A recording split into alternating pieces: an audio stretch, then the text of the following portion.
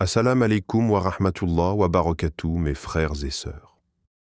Avant de commencer, abonnez-vous à la chaîne pour ne manquer aucun rappel qui nourrit l'âme, car parfois, une seule parole peut allumer la lumière dans un cœur éteint.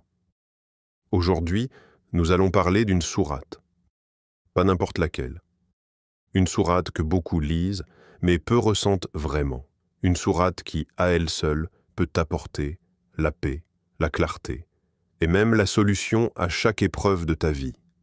Cette sourate, c'est la sourate Al-Fatiha. Quand ta vie semble bloquée, commence ici. Il y a des jours où tout s'effondre, où l'on se sent comme enfermé dans un couloir sans issue.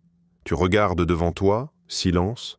Tu regardes derrière toi, regret. Tu regardes en toi, et tu ne sais même plus quoi chercher.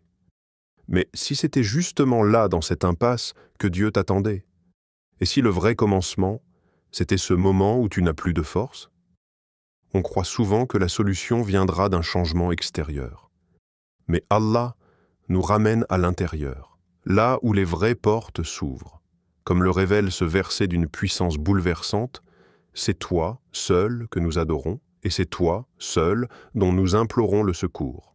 Sourate Al-Fatiha, verset 5. Ces mots sont une confession, une reddition, une déclaration d'amour et de faiblesse. Ils ne demandent pas d'être récités. Ils demandent à être ressentis. Alors demande-toi. Et si le blocage de ta vie, c'était Allah qui t'appelait à revenir, à enfin l'adorer vraiment? L'histoire de l'homme qui a tout perdu, sauf la Fatiha. Il vivait dans l'abondance, cet homme. Le genre de vie que beaucoup envient, sans en connaître le poids. Puis, une à une, les pièces de son château tombèrent. Son commerce devint poussière. Ses enfants, des lits d'hôpital. Sa femme, un souvenir. Il aurait pu crier, maudire, abandonner, mais il choisit de s'accrocher à ce qui restait, la Fatiha. Chaque matin, chaque nuit, savoir réciter ses versets, non plus par habitude, mais comme on s'accroche à une corde au bord du vide. Puis vint ce rêve. Un homme de lumière, une phrase. Celui qui comprend la Fatiha comprend la guérison. Ce n'était pas une promesse de richesse. C'était plus que cela. C'était une promesse de paix. Ainsi le rappelle ce passage du Coran. Et nous faisons descendre du Coran ce qui est une guérison et une miséricorde pour les croyants. Sourate Al-Isra, verset 82. Il ne s'est pas relevé du jour au lendemain. Mais son cœur, lui, a commencé à guérir, et c'est là que tout a changé. Et toi, crois-tu que le Coran peut te recoller là où la vie t'a brisé, les secrets cachés dans chaque verset? Alhamdulillahi Rabbil Alamin. Pourquoi la première parole de la Fatiha est-elle une louange et non une plainte? Parce que même dans l'épreuve, il y a un bien caché. Celui qui commence par louer ouvre déjà la porte à la délivrance.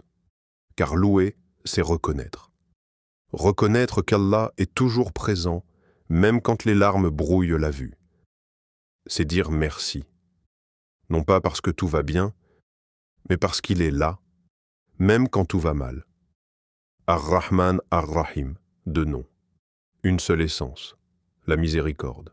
Il répète, il insiste. Parce que tu oublies vite, parce que parfois tu crois que tu n'en es plus digne, mais lui ne se lasse jamais de te pardonner. Iyyaka na'budu wa iyyaka nasta'in. Ce n'est pas une phrase, c'est un pacte de loyauté, un serment que tu fais à genoux. Je ne me prosternerai qu'à toi, je ne supplierai que toi. Et à celui qui vit ce pacte avec sincérité, Allah répond. Et quiconque place sa confiance en Allah, il lui suffit. Sourate At-Talaq, verset 3. Chaque verset est une clé, et chaque clé ouvre une prison différente du cœur. Et toi, que cherches-tu vraiment? Ferme les yeux, respire, et demande-toi avec honnêteté, qu'est-ce que je veux au fond? Est-ce une réponse? Une guérison? Un soulagement? Un miracle? Ou peut-être juste la paix intérieure, celle que rien ni personne ne peut t'arracher? Mais si ce que tu désires tant tarde à venir, et si ce n'était pas un refus, mais une éducation divine? Et si Allah attendait simplement que tu comprennes que le cadeau n'a de valeur que lorsque le cœur est prêt à le recevoir. Al-Fatiha ne te promet pas une vie sans douleur.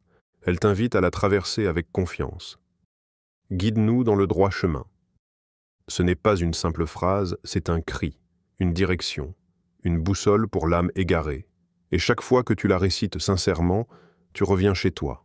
Comme le rappelle cette promesse céleste, « Invoquez-moi, je vous répondrai ». Sourate Ghafir, verset 60. Mais invoques-tu avec l'intensité de celui qui sait qu'il n'a d'autre refuge que lui? Ou est-ce devenu une routine, sans frisson, sans larmes, sans cœur? Et si tu recommençais à parler à Allah, comme à un confident perdu? La sourate que les anges écoutent en silence. Il y a des paroles que les cieux reconnaissent, des mots si purs que même les anges s'arrêtent de voler. Et dans ce silence suspendu, il y a toi, récitant Al-Fatiha, et Allah qui écoute. Tu n'imagines pas la puissance de ce moment. Chaque fois que ta langue prononce ces versets, le trône d'Allah t'accorde son attention. Et tu entres dans un dialogue, pas avec un roi, ni un prophète, mais avec le roi des rois. Le prophète, paix et bénédiction sur lui, nous l'a transmis.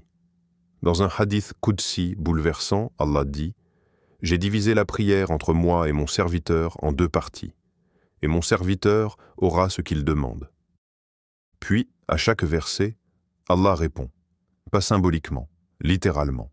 Quand tu dis « Alhamdulillahi Rabbil Alamin », il répond « Mon serviteur m'a loué, Ar-Rahman Ar-Rahim. » Mon serviteur a exalté ma miséricorde, et à la fin, il t'accorde ce que tu as demandé.